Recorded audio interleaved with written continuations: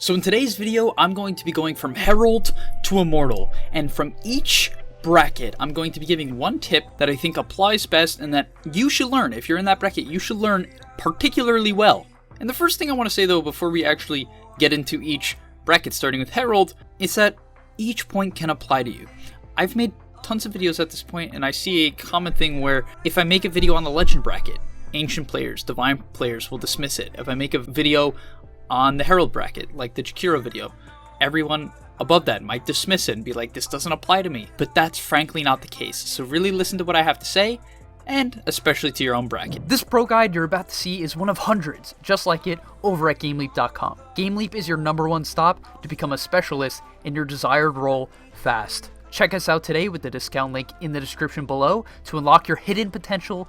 But for now, let's hop into the video. So starting off for Herald is item and skill builds. After making 2 of these Guess These MMR videos, it blows my mind, right?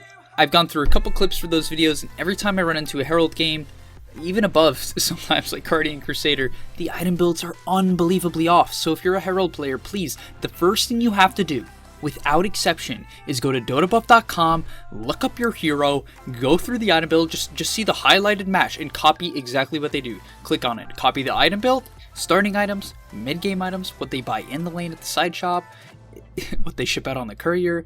Literally watch it, copy it exactly. Do not bounce off, and this will already give you a severe advantage over your opponents, because the amount of times I see items like Maelstrom first before stats, or a Radiance Rush with no bracers, is mind-blowing, and it's going to hold you back. And the second half is you go with the wrong spells, how do you win your lane? Like, I see so many players lose lane because 1, they don't have the right items, and 2, they're going the wrong skill builds. How do you play Dota if you don't at least, like, why would you play Dota in a setting where you're not copying the best players in the world, right? Because, like, if you want to copy a basketball player, it's like, well, I could copy his form, but it might not work because I don't have either the strength or, I can't dunk if I'm 4'1" and I'm 8 years old. But you can copy Puppy's skill build and item build every game. Next up is Guardian. And staying on the topic of early game things is buying ample regen. Now, this one sounds simple, but oh my god, is it game changing. Like, it is unbelievable to me. Unbelievable how little regen people buy, even up to Immortal. It blows my mind, but in particular in the Guardian bracket, at around the lower medals, why does every hero buy 3 tangos? Like, why is every player going 3 tangos?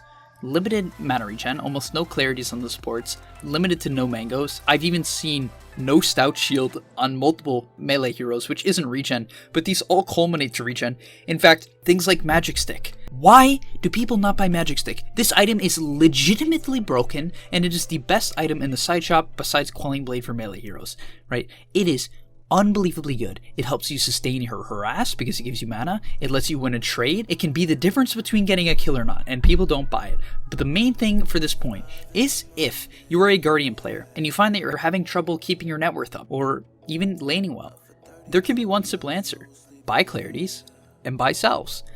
I recently went over an Alchemist replay and I realized that the reason why players couldn't jungle as much as they wanted to is because they didn't buy the extra salves. They were like, oh, this lane's easy. I'm laning against a Naga Siren. And as a result, they're like, nah, I don't need the salves. And they couldn't jungle because you needed the salves to jungle to level 6 faster. Regen has to be looked at in the manner of it's literally an item that allows you to apply aggression, but also is an item that allows you to play defensive if needed. It does both things. So please buy a lot of it. Moving on to Crusader, we have spamming spells in lane, and this is one I'm very passionate about. In fact, please, every other bracket, listen to me, please. I'm saying this Crusader specific because I want you to really start this from the beginning, especially if you're newer or at a lower MMR and you want to improve. This is a huge deal. Start getting used to trying to trade around your spell cooldowns. I mean, you might be like, well, if I'm playing TB, do you want me to just cast meta off cooldown? Kind of, actually, but like, maybe that wasn't the best example in my head, but no, the point is, if you're playing someone like Lina in the side lane, I do want you to constantly go for LSAs, because if we go back one step, if you have the ample regen, you can afford to do that, and if you have the regen and combine that with spamming spells in lane, you're going to have success, right? If you cast 3 more stuns than the enemy opponent, who do you think wins the trade? It's like one of those math problems. If like Molly has 5 cookies and Jack has 3, who has more cookies? It's extremely simple, but for some reason, players are so greedy and don't look at it like that. Just cast your spells. If you're a Juggernaut, spin early. Even if you feel like it's maybe not the best spin, get used to doing damage with your spells. Don't rely on simply someone overstepping their boundary and you panicking and being reactionary. Set things up, make calls, and play around your spells. On to Archon. One thing for Archon and above that I think is brutally important for every single core player, and actually even supports, I highly recommend you get good at this, is learning to get near perfect with last hits. And obviously there's a lot of ways to train this. It's one of the easiest things to train in Dota, and in my opinion, it's like a top 3 thing of what you need to improve on to actually get to whatever level you want to. Because last hits define the laning stage, right? Last hits are the laning stage. And as a result, if you cannot get 25 last hits by 5 minutes, and then around 50 by 10 in the majority of your games, you will not rise to the high enough MMR brackets coming up from Archon that you want to. You simply will not. There will come a point where your fighting playstyle or your ability to just outplay your opponents will hit a wall, and maybe it already hit a wall. So what I highly suggest to you guys, especially all you Archon players, set this as a goal for yourself. 25 last hits by 5 minutes, and 50 by 10. And if you're a support player, I know there's a lot of support players out there, even like Immortal support players who just never got good at last hitting because they just decided that it wasn't part of their role. No, literally it is almost more important for you to get perfect CS on our tower and understand how to CS on our tower to set up the creeps for your carry in those situations, and also to have enough gold to afford boots, a stick, and wards when you get the chance to farm that one wave when your carry feeds. Let's move on to Legend.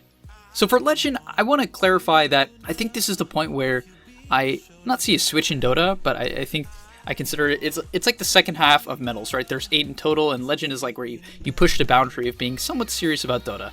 Obviously, I don't know every player. There's that's pretty ridiculous, but just from play. So this is where I want to go into a little bit more theory. So what I want to say for Legend is I think you should start clarifying a role. Now, can playing every hero in Dota and doing something like the all-hero challenge, even up to Immortal, be useful? Of course, it has its uses, and I'm not going to say I was a particular spammer, but something I did in particular that I thought was very useful was I would often pick a hero, I'd become very in love with the hero, and not because I thought this was a good idea, but just because I wanted to, I'd play 3 to 5 games in a row of that hero, and as a result, I would begin to understand their strengths and weaknesses. So if I played against it, I would also understand those things and be able to beat it. So playing different heroes was fine, but I at least spammed 3 to 5 games in a row of heroes, right? It was something I just naturally did, and I think it helped me improve at the rate I did, which is pretty quick. It was generally fast, and that is why, if you were in the Legend bracket or above, clarify a role. I really think this is the best way to improve. Pick a role and start spamming heroes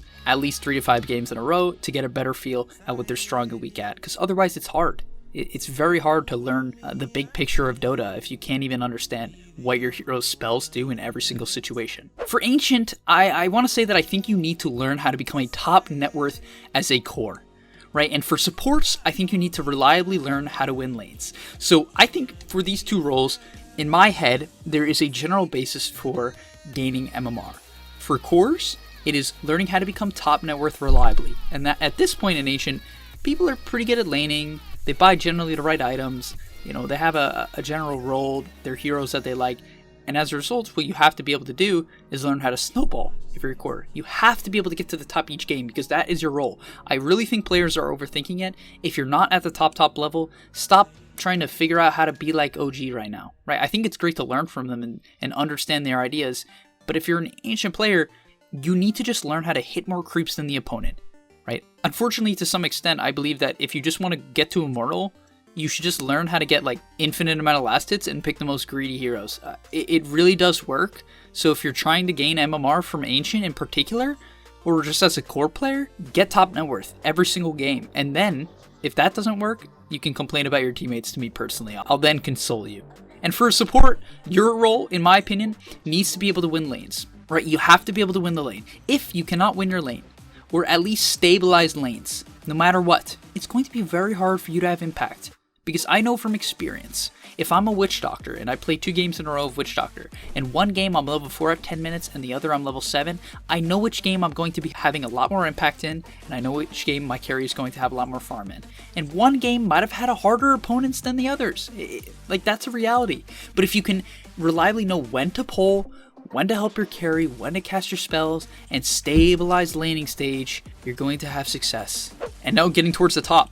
number 2 on the list, Divine. And this is the point where I think you really need to start thinking more outside the box to improve MMR, really understand the game on a macro level. And that's why what I recommend is that you learn to coordinate smoke ganks and make macro calls like Roshan and taking towers. Now, at the same time, can you just farm your way to victory in AFK and not speak to your teammates? Yes. As a support player, can you learn how to go 5-0 coming out of the lane every single game and get to Immortal? Yes, you could. You could learn how to do these things.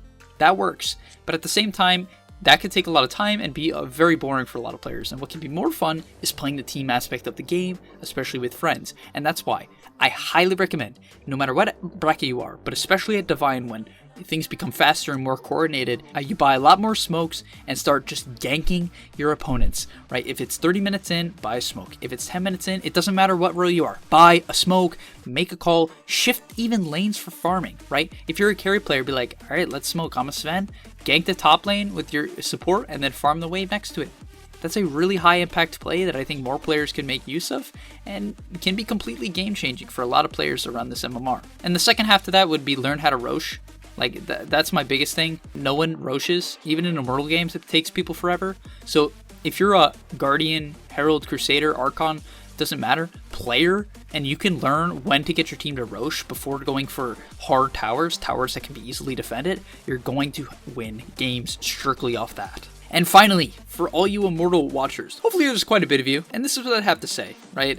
Once I got to this point, I definitely think it begins to become sometimes a little confusing on what you actually need to do to improve, as often a lot of these players can feel like they're at a pretty good point. And what I will say is something that helped me in particular, actually, but I did this throughout my entire Dota career, so listen guys, if you're lower, I still recommend you take this tip. Join teams and start to bounce ideas off each other. Right, and what I mean each other is your teammates. Every time I played on a team, and I've played on more than 10 teams, every time I came off the team, I would end up gaining 200 to 300 MMR the next week. Did I necessarily keep that MMR? No, but I was always in a state of clarity because I would play with people that, tilted a little less than pubs. I would get the real feel of Dota, I would enjoy it, and as a result, I would take the game more seriously, right? Not only that, but I could take the ideas of my teammates and implement them into my pubs. I've learned countless things from different players, right? And the way I did this was I would add people randomly from my pubs. I would message them. I just add them to my friends list, message them, and that helped me get on multiple different teams. The other thing I did was go on Reddit and join random teams for there. I really did whatever it took to get on these teams. And as a result, I could learn everything from every player. I respected their ideas, I was willing to listen, and that completely skyrocketed my growth because I understood Dota from multiple different perspectives. From the support role, if I was a core player, I could learn the supports and the offlaners idea, and vice versa, right? I've played every role on a team, and I genuinely believe that's helped me a lot because I understand the competitive aspect of Dota from multiple people's perspective and not just my own. Because frankly, I think our brains are very limited, and it's why it's great to bounce ideas off each other in a community like the Gameleap Discord too. Thank you guys for watching. Hopefully you enjoyed and learned a little bit about Dota. If you did, please do like and subscribe. And of course, ping me in the Discord if you have any questions or would just like to chat. Peace. Are you tired of being hard stuck at your rank? Over at Gameleap.com, we have a library of hundreds of guides authored by pro players and coaches covering literally every aspect of Dota. Whether you're looking to master a new hero or role, or just polish up your existing skills, Gameleap is the proven place for competitive gamers to hone their craft and unlock their secret potential. Hit the link on screen right now, to take advantage of our special offer for a 25% discount, guys, 25%, and start your journey today.